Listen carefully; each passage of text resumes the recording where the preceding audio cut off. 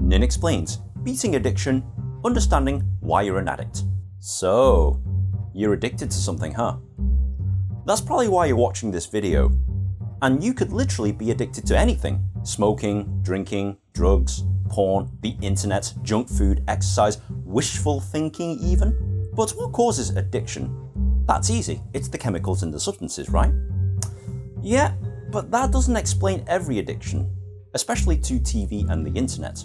No, it's not chemicals, or anything to do with the thing itself. The actual addiction is caused by you.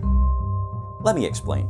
It's human nature to want to be happy, to be surrounded with other human beings who bring value and variety in our lives. But when we don't have that, and life is really crappy, we're alone, stressed, depressed, or even suffered a traumatic incident, we need something to bring us relief, something to help us forget and ease the pain.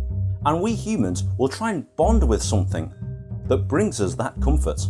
That something is the very thing that you're addicted to.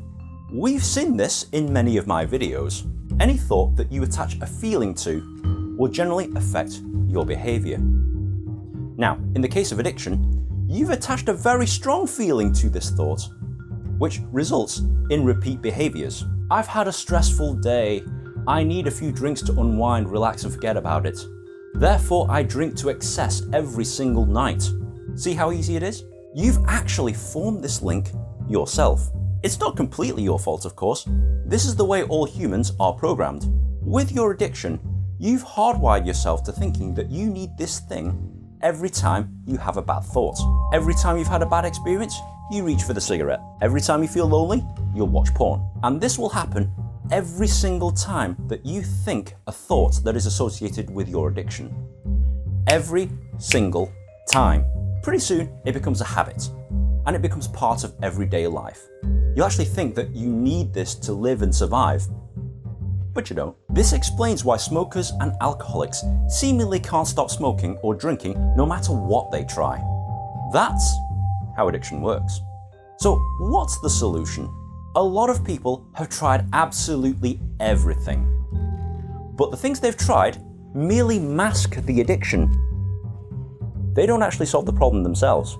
So now that you know how addiction works, the concept to breaking the addiction is in two stages. Number one, break the association between thought and feeling. Let's go back to our diagram. If you can sever the link between thought and feeling, you won't exert that behaviour.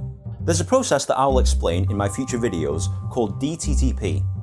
This is a simple technique that you can do to basically sever the association between thought and feeling. Number two, form a healthy environment.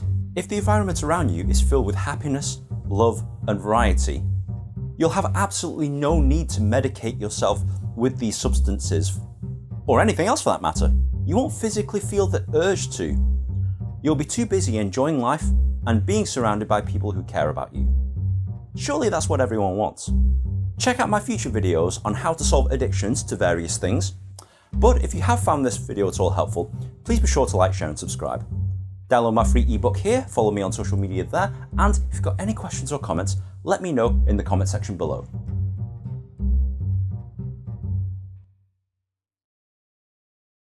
With your addiction, you've hardwired yourself to thinking that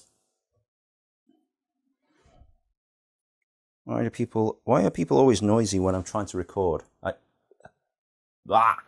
If the environment around you is filled with variety, love and excuse me, wow, there goes breakfast. You know, a lot of people don't realize that these lights that are shining on me are actually really warm, so it's kind of like recording in front of a sauna. Kind of.